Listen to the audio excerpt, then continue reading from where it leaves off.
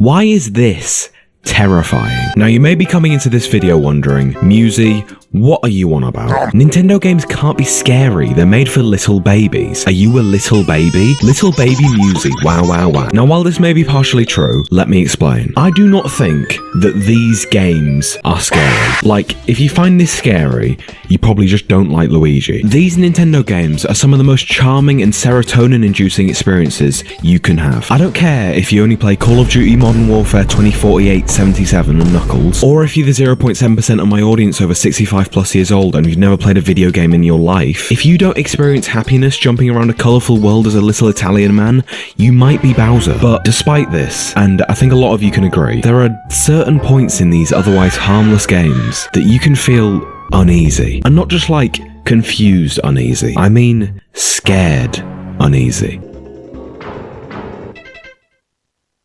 Why? Now, I have a few reasons as to why I think this happens, but first, I'd like to talk about some of the Nintendo games I've experienced this in, starting with one of the best games ever made. Not that one.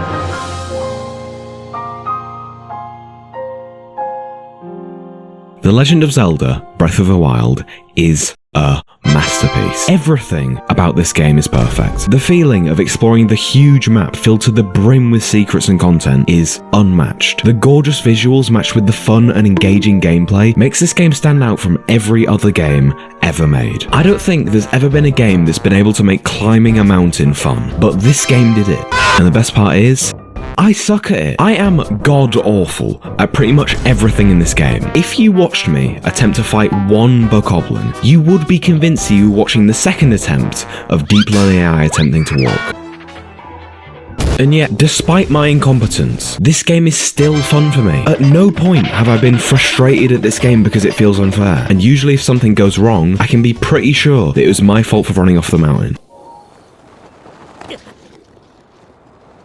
I could talk for hours about everything that makes this game so enjoyable, but I'm here to talk about fear in Breath of the Wild. Now, at some points in this game, it is meant to be a bit scary. Stuff like the Blood Moon and some of the bosses are meant to creep out the player, but that's not the sort of fear I'm talking about. I'm talking about the chills you get when you are just running around or riding a horse or anything. Look at this clip of me just riding my horse.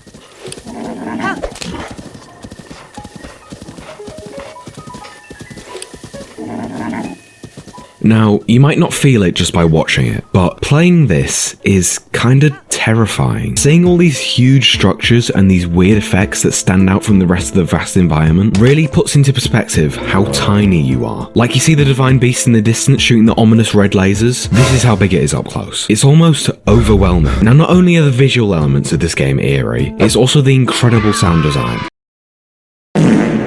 These sneaky people at Nintendo that seem to be so adamant on randomly creeping me out while I'm playing decided that, oh yeah, let's just occasionally play reversed piano notes, because you know, that isn't creepy at all. This happening so randomly makes me feel so much more uneasy. Maybe it's just a me thing, but I feel like this has to be a shared experience with at least some of you. Oh, and I almost forgot.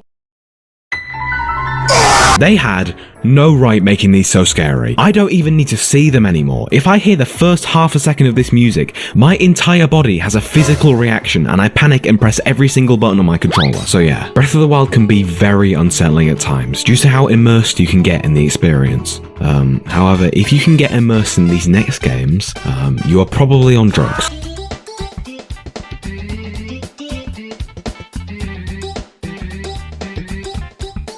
Mario is my entire childhood. I've spent a large majority of my life with this Italian plumber. Every entry into this massive series is so joyful and well crafted. I mean, 2 of my top 3 favourite games of all time are Mario games. And in this one, there's a Mario hat. But hidden in this vast ocean of happiness and colourful worlds, there's a dark secret.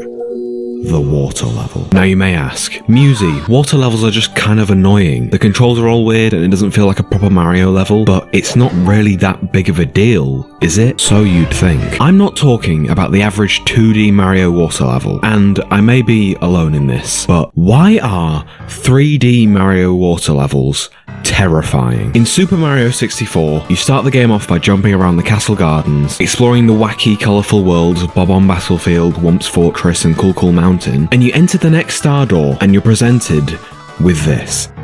Now this isn't particularly scary, I mean it's just a boat, but just the vibes of this compared to this is noticeably more creepy. But you ignore it, it's just a Mario game, it's probably just going to be your average water level, and then... Okay, I mean this isn't so bad. What the fuck? Go, go, go, go, go, run, run, Mario, please, please, please, please, please, go, run. This level has no right being this terrifying. The whole atmosphere is so dark and mysterious, paired with the fucking eel.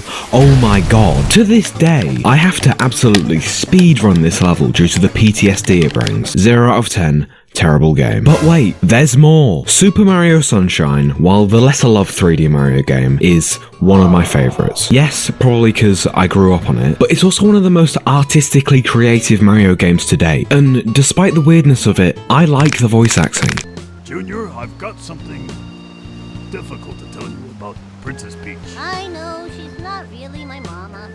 But once again, little ol' me wanders into another water level, ready for anything, only to be presented with goddammit, huge scary eel, God help me. What is it doing? What is it doing? Stop! Stop! No! No! I don't want to live this life anymore. I'm done. I'm just going to wait to be taken by the ocean. I'm done. Please, take me away. Please. Please. Thank you. I don't know why Nintendo is so obsessed with traumatizing me, but at least now that I'm older, I can play through Super Mario Odyssey with no issues, oh my god.